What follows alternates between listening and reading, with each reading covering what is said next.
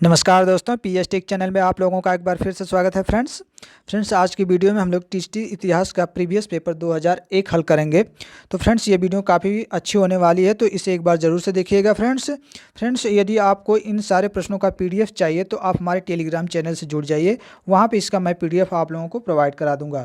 Friends Telegram channel से जुड़ने के लिए टेलीग्राम चैनल का लिंक आपको वीडियो के डिस्क्रिप्शन में मिल जाएगा, वहाँ से आप हमारे टेलीग्राम चैनल से जुड़ सकते हैं। फ्रेंड्स वहाँ पे आपको फ्री में नोट्स भी प्रोवाइड किए जाते हैं, तो टेलीग्राम चैनल को अवश्य ज्वाइन कर लीजिए। तो फ्रेंड्स चलिए आज की वीडियो को हम लोग देखते हैं। तो पहला प्रश्न हमारा क्या है?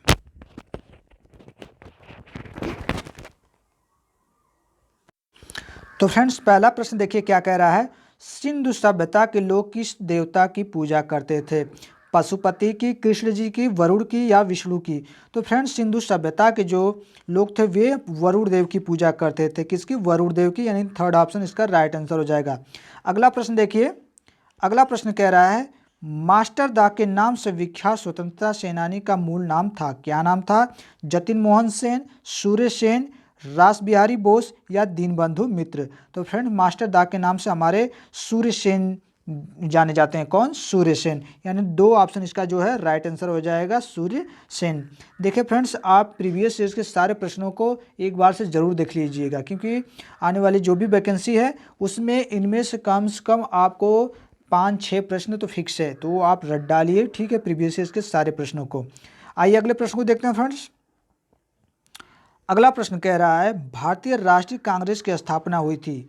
कहाँ पे हुई थी? कलकत्ता में, पूना में, बम्बई में या अहमदाबाद में? तो फ्रेंड्स भारतीय राष्ट्रीय कांग्रेस की स्थापना सभी लोगों को पता है कि बम्बई में हुई थी। कहाँ पे? बम्बई में। कब हुई थी? 1885 ईस्वी में हुई थी, ठीक है। कहाँ पर? बम्बई में, यानी थर्ड ऑप्शन इसका राइट आंसर हो जाएगा।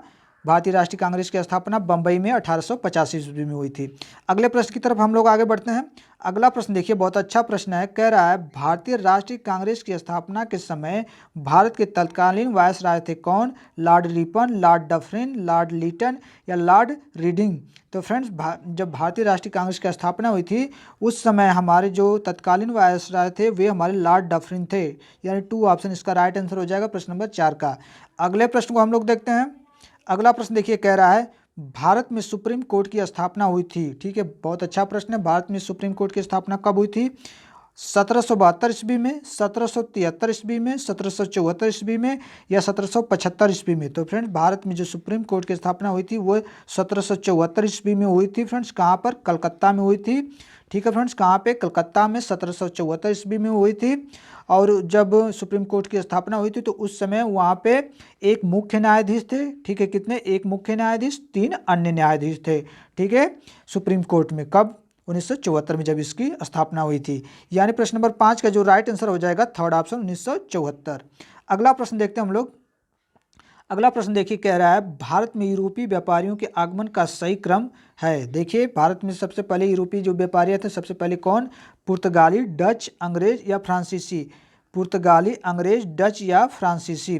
फिर है अंग्रेज, डच, पुर्तगाली या फ्रांसीसी। चौथा है पुर्तगाली, अंग्रेज, फ्रांसीसी या डच। तो फ्रेंड्स सबसे पहले देखिए हमारे पुर्तगाली आए थे, फिर डच आए थे, फिर अंग्रेज, फिर फ्रांसीसी। यानी प्रश्न नंबर 6 का जो राइट आंसर हो जाएगा ऑप्शन ए। ठीक है, ऑप्शन ए इसका राइट आंसर हो जाएगा। अगला प्रश्न देखते हैं। अगला प्रश्न प्रश्न नंबर 7 देखिए कह रहा है यंग इंडिया पुस्तक के लेखक थे। यंग इंडिया जो पुस्तक थी इसके लेखक कौन थे? बिपिन चंद्र पाल, सुरेंद्रनाथ बनर्जी, अरविंद घोष, लाला लाजपत राय? तो प्रश्न नंबर 7 बहुत अच्छा प्रश्न है। देखिए यंग इंडिया जो पुस्तक है इसके जो लेखक हैं लाला लाजपत राय हैं। कौन? लाला लाजपत राय हैं, यानी फोर्थ ऑप्शन इसका राइट आंसर हो जाएगा। ठीक है, अगले प्रश्न की तरफ हम लोग आगे बढ़ते हैं। अगला प्रश्न देखिए क्या है, गदर पार्टी के संस्थापक थे। बहुत अच्छा प्रश्न है, सभी लोगों को पता भी होगा। ठीक है फ्रेंड्स, गदर पार्टी के जो संस्थापक कौन थे? वासुदेव बलवंत फड़के, विनय दामोदर सावरकर, लाला हरदयाल या भगत सिंह? तो फ्रेंड्स गदर पार्टी के जो संस्थापक थे ये सभी लोगों को पता है कि लाला हरदयाल जी थे। कौन? लाला हरदयाल। तो फ्रेंड्स गदर पार्टी की स्थापना किस जगह हुई थी? अमेरिका के सैन फ्रांसिस्को जो एक स्थान है वहाँ पे गदर पार्टी की स्थापना की गई थी लाला हरदयाल के द्वारा, ठीक है। थर्ड ऑप्शन इसका राइट आंसर हो जाएगा। अगले प्रश्न की तरफ हम लोग आगे बढ़ते हैं। अगला प्रश्न कह रहा है मुस्लिम लीग की स्थापना हुई थी, कब हुई थी? 1960 ईस्वी से 1906 ईस्वी, 1916 ईस्वी, 1926 ईस्वी या 1936 ईस्वी? तो फ्रेंड जो मुस्लिम लीग की स्थापना हुई थी 1906 ईस्वी में हुई थी, यानी फर्स्ट ऑप्शन इसका राइट आंसर हो जाएगा। अगला प्रश्न देखते हैं हम लोग। अगला प्रश्न देखिए क्या कह रहा है, जलियांवाला बाग हत्याकांड की जांच के लिए बनाई गई समिति का नाम था, क्या नाम था? साइमन कमीशन, हंटर कमीशन, सेमेंट कमीशन या लिनलिथ गो कमीशन? तो फ्रेंड जब जलियांवाला बाग हत्याकांड हुआ था तो उसकी जांच के लिए हमारा हंटर कमीशन बनाया गया था। कौन सा? हंटर कमीशन, यानी 2 ऑप्शन इसका राइट आंसर हो जाएगा। अगला प्रश्न देखते हैं। अगला प्रश्न देखिए कह रहा है भारत छोड़ो आंदोलन 1942 ईस्वी के किस महीने में आरंभ हुआ था? भारत छोड़ो जो आंदोलन हुआ था 1942 में, वह किस महीने में हुआ था? जनवरी में हुआ था, जुलाई में हुआ था या अगस्त में हुआ था या दिसंबर में हुआ था? तो प्रश्न नंबर 11 का जो राइट आंसर हो जाएगा फ्रेंड्स, इसका जो महीना था वह हमारा अगस्त का महीना था। कौन सा? अगस्त का महीना था, यानी थर्ड ऑप्शन इसका राइट आंसर हो जाएगा। और इसे फ्रेंड्स एक जो भारत छोड़ो आंदोलन था इसे एक और नाम दिया गया था, लोग कहते थे इसे अगस्त क्रांति के नाम से भी जाना जाता है भारत छोड़ो आंदोलन को, ठीक है। यानी इसका थर्ड ऑप्शन राइट आंसर हो जाएगा हमारा अगस्त में। अगला प्रश्न देखिए क्या है। अगला प्रश्न देखिए कह रहा है गांधी इरविन समझौता हुआ था, कब हुआ था? 1929 ईस्वी में, 1931 ईस्वी में, 1933 ईस्वी में या 1939 ईस्वी में? तो फ्रेंड्स गांधी इरविन जो समझौता हुआ था वह हमारा 1931 ईस्वी में हुआ था, ठीक है। यानी 2 ऑप्शन इसका राइट आंसर हो जाएगा प्रश्न नंबर 12 का, ठीक है। अगले प्रश्न की तरफ हम लोग बढ़ते हैं। अगला प्रश्न देखिए कह रहा है प्रश्न नंबर 13 वर्ष की अल्प आयु में राजगद्दी पर बैठने वाला शासक का नाम था, क्या? जो 13 वर्ष की उम्र में एक राजगद्दी पर बैठ गया, कौन था? समुद्रगुप्त, हर्षवर्धन, अकबर या जहांगीर? तो फ्रेंड्स 13 वर्ष की अल्प आयु में बैठने वाली राजगद्दी पर जो शासक था सभी लोगों को पता है कि वह अकबर था, ठीक है।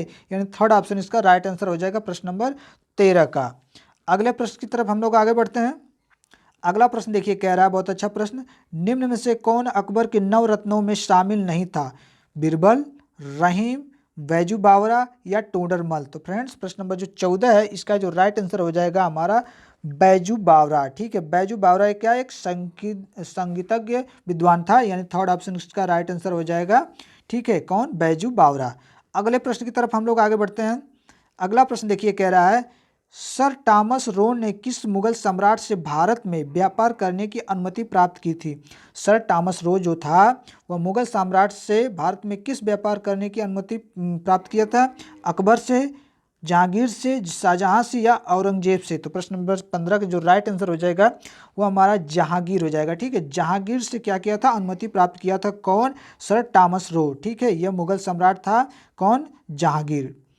यानी 2 ऑप्शन इसका राइट आंसर हो जाएगा प्रश्न नंबर 15 का। जहांगीर से अनुमति प्राप्त किया था कौन? सर टॉमस रो ने। अगला प्रश्न देखते हैं। अगला प्रश्न देखिए कह रहा है शिवाजी की राजधानी थी कहाँ पर?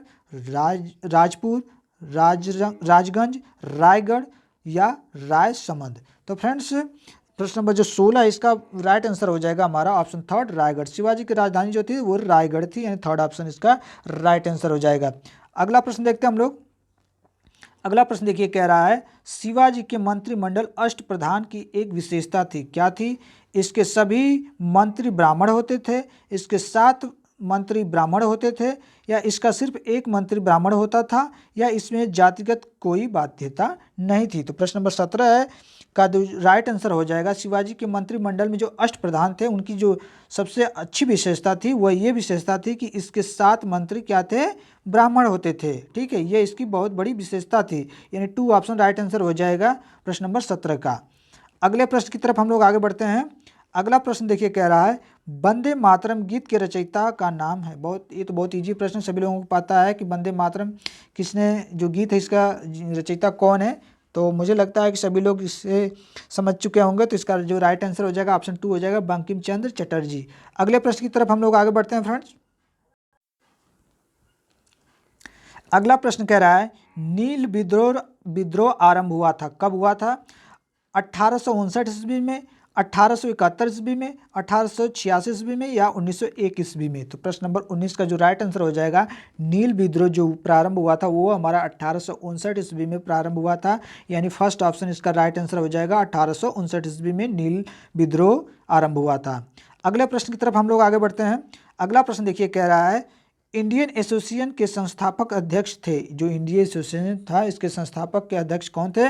दादा भाई नौरोजी, महादेव गोविंद रानाडे या सुरेंद्र नाथ बनर्जी या मोतीलाल नेहरू। तो प्रश्न नंबर 20 का जो राइट आंसर हो जाएगा, इंडियन एसोसिएशन के संस्थापक के अध्यक्ष सुरेंद्र नाथ बनर्जी थे। कौन? सुरेंद्र नाथ बनर्जी, यानी थर्ड ऑप्शन इसका राइट आंसर हो जाएगा। अगला प्रश्न देखते हैं हम लोग। अगला प्रश्न देखिए, कह रहा है निम्नलिखित में से कौन वैदिक देवता नहीं है? ठीक है, वैदिक कालीन देवता कौन नहीं है? विष्णु, कृष्ण, इंद्र होगा या ब्रह्मा। तो फ्रेंड्स प्रश्न नंबर 21 का जो राइट आंसर हो जाएगा वो हो जाएगा कृष्ण। ठीक है, कृष्ण हमारे वैदिक कालीन देवता नहीं थे, यानी 2 ऑप्शन इसका राइट आंसर हो जाएगा। ठीक है, अगला प्रश्न देखिए क्या है। अगला प्रश्न हमारा कह रहा है उपनिषदों की विषय वस्तु है, जो उपनिषद हैं उनकी विषय वस्तु क्या है? दर्शन, कर्मकांड, भक्ति या उपयुक्त सभी। तो फ्रेंड्स उपनिषदों की जो विषय वस्तु है वह दर्शन है। ठीक है, क्या है? दर्शन है, यानी फर्स्ट ऑप्शन इसका राइट आंसर हो जाएगा। अगला प्रश्न देखते हैं। अगला प्रश्न देखिए, कह रहा है निम्नलिखित में से किसे शाक्य मुनि के नाम से भी जाना जाता है? किसे शाक्य मुनि के नाम से जाना जाता है? महावीर स्वामी, शंकराचार्य, गौतम बुद्ध या इनमें से कोई नहीं। तो प्रश्न नंबर 23 का देखिए राइट आंसर क्या हो जाएगा फ्रेंड्स? प्रश्न नंबर 23 का राइट आंसर हो जाएगा हमारा जो है थर्ड ऑप्शन गौतम बुद्ध। ठीक है, इन्हें क्या कहा जाता है? शाक्य मुनि भी कहा जाता है। किसे? गौतम बुद्ध को। इन थर्ड ऑप्शन इसका राइट आंसर हो जाएगा। अगले प्रश्न की तरफ हम लोग आगे बढ़ते हैं।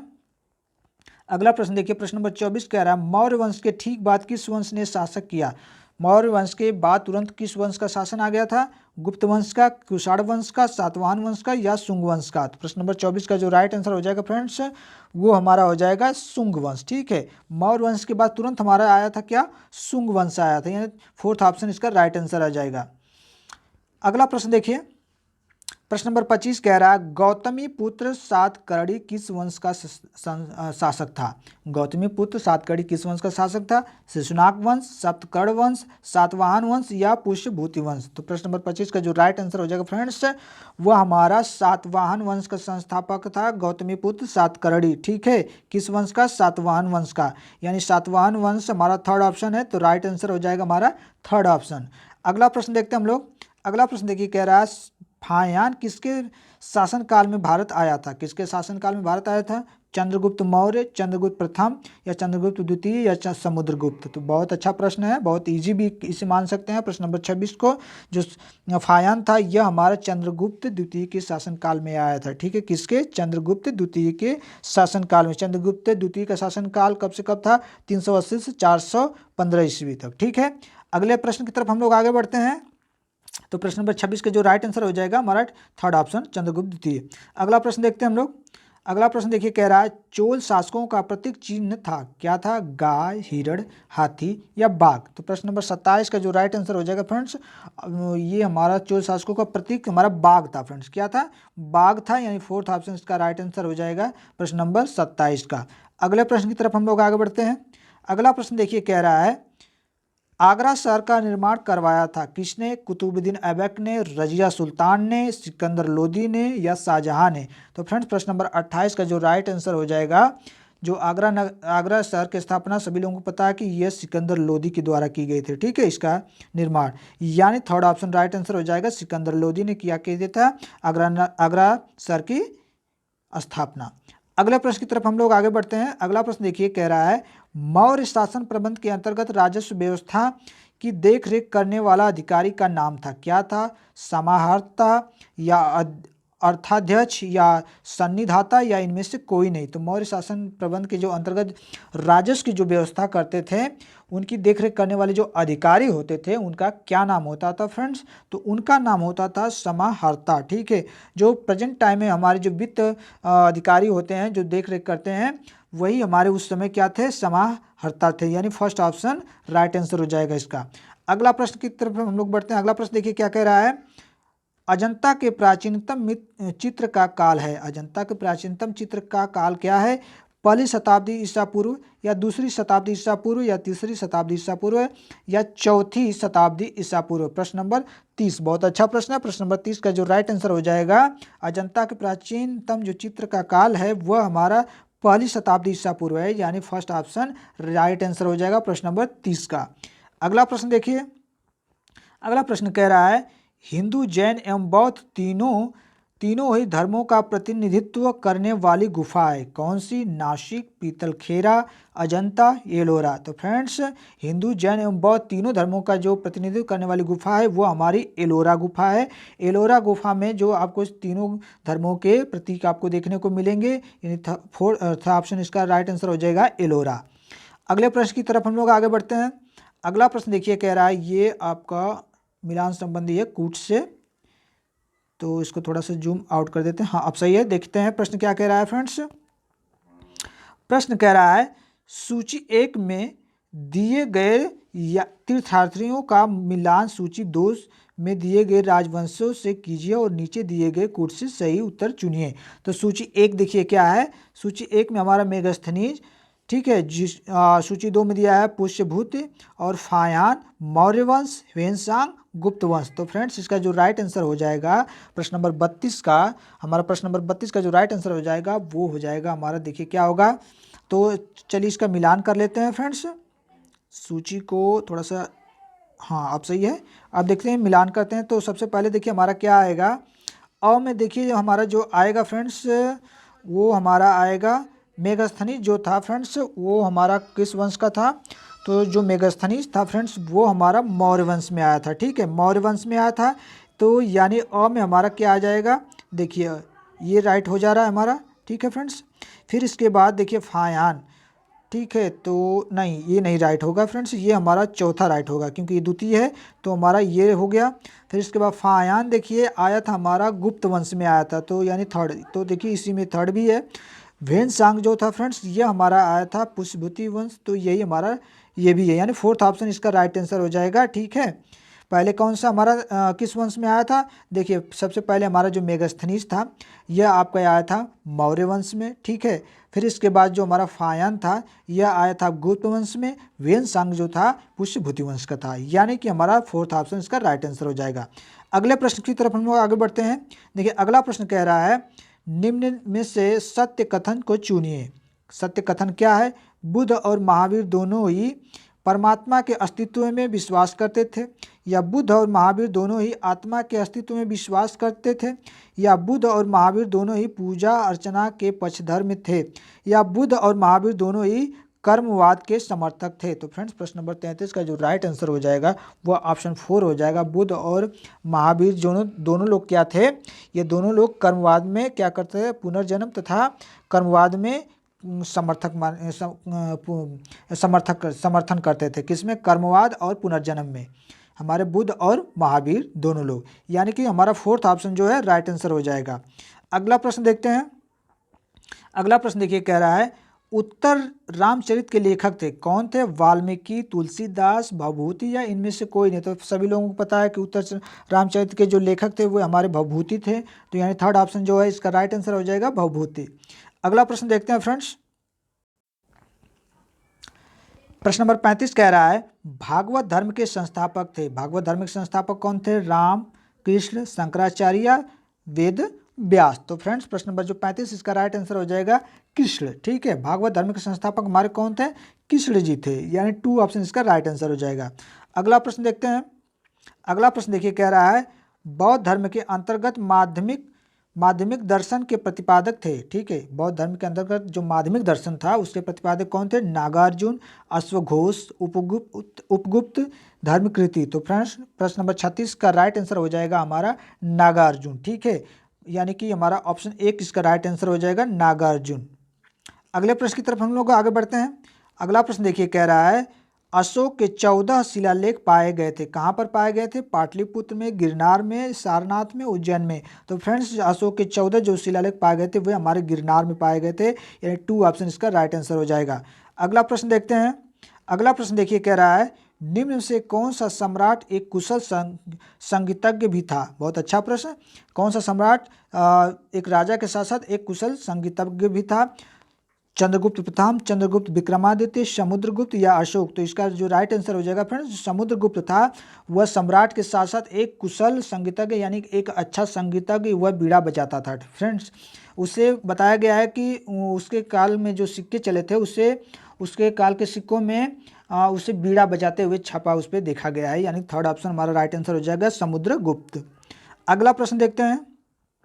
अगला प्रश्न कह रहा है तैमूर लंग ने भारत पर आक्रमण किया था। बहुत अच्छा प्रश्न। तैमूर लंग भारत में जो आक्रमण किया था कब किया था? 1526 ईस्वी में, 1398 ईस्वी में, सॉरी फ्रेंड्स 1500 नहीं है, 1226 ईस्वी में है।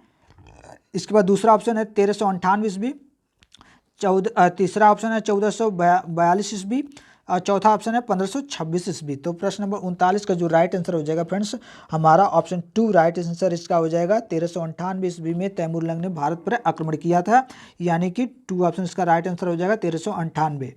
अगला प्रश्न देखते हैं, प्रश्न नंबर 40। प्रश्न नंबर 40 देखिए क्या कह रहा है, ये भी एक कूट की तरह ही है। देखते हैं क्या है। निम्नलिखित राजवंशों को सही कालक्रम में सजाइए। ठीक है, आपके पास 4 राजवंश है। सबसे पहले देखिए कौन आएगा। सातवाहन वंश दिया है, मौर्य वंश, कुषाण वंश और गुप्त वंश। तो प्रश्न नंबर 40 का जो राइट आंसर हो जाएगा फ्रेंड्स, देखते हैं पहले इसको मिलाते हैं। तो प्रश्न नंबर 40 को सबसे पहले मिलाते हैं।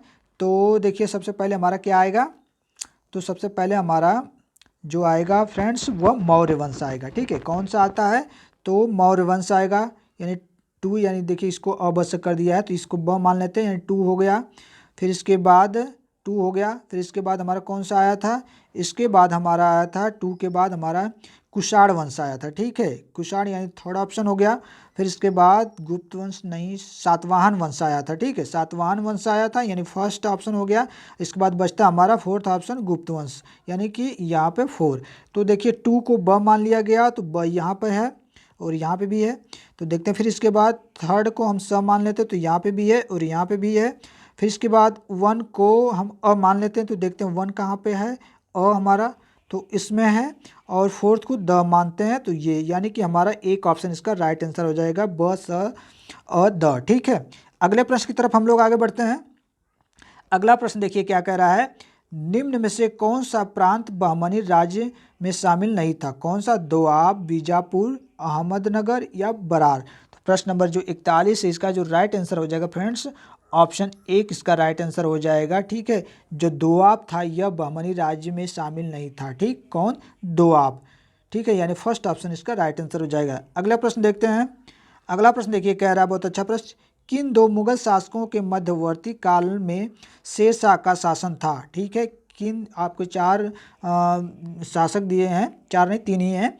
इसमें आपको बताना है कि किन 2 मुगल शासकों के मध्यवर्ती काल में शेरशाह का शासन था, यानी कि इनके बीच में किसका शासन काल था? शेरशाह का। ये देखते हैं, बाबर एवं हुमायूं, हुमायूं एवं अकबर या अकबर एवं जहांगीर। तो प्रश्न नंबर जो 42 है इसका जो राइट आंसर हो जाएगा हुमायूं एवं अकबर के मध्य में हमारा शेरशाह का शासन था। ठीक है, किसके? हुमायूं और अकबर के मध्य। तो यानी हमारा 2 ऑप्शन इसका राइट आंसर हो जाएगा हुमायूं एवं अकबर। अगला प्रश्न देखते हैं। अगला प्रश्न और ये लास्ट प्रश्न है, प्रश्न नंबर 43।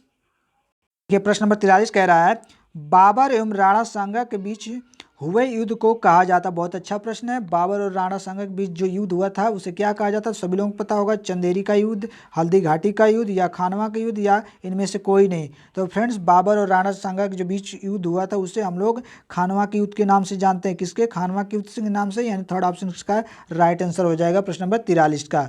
तो फ्रेंड्स इस वीडियो में हम लोगों ने देखा तो टीएसटी इतिहास का जो प्रीवियस पेपर 2001 में आया था, इन सारे प्रश्नों को हम लोगों ने देखा। तो फ्रेंड्स उम्मीद करता हूं कि आपको ये प्रश्न अच्छे लगे होंगे, आपने एक अच्छी प्रैक्टिस किया इस वीडियो के माध्यम से। फ्रेंड्स यदि आपको इसका पीडीएफ चाहिए तो मैं टेलीग्राम पे वीडियो अपलोड होने के बाद आप लोगों को दे दूंगा, वहाँ से आप इसके इन सारे प्रश्नों को आप लोग देख सकते हैं और एक बार से फिर से प्रैक्टिस कर सकते हैं। फ्रेंड्स वीडियो कैसी लगी? अगर अच्छी लगी तो एक लाइक ज़रूर कर दीजिए और अपने दोस्तों को शेयर कर दीजिए। जो भी भाई बहन टीएसटी का एग्ज़ाम देने वाले हैं थोड़ा सा वो भी प्रैक्टिस सेट कर लेंगे। ठीक है फ्रेंड्स, अगले वीडियो के लिए तब तक हम लोग वेट करते हैं। थैंक यू, धन्यवाद।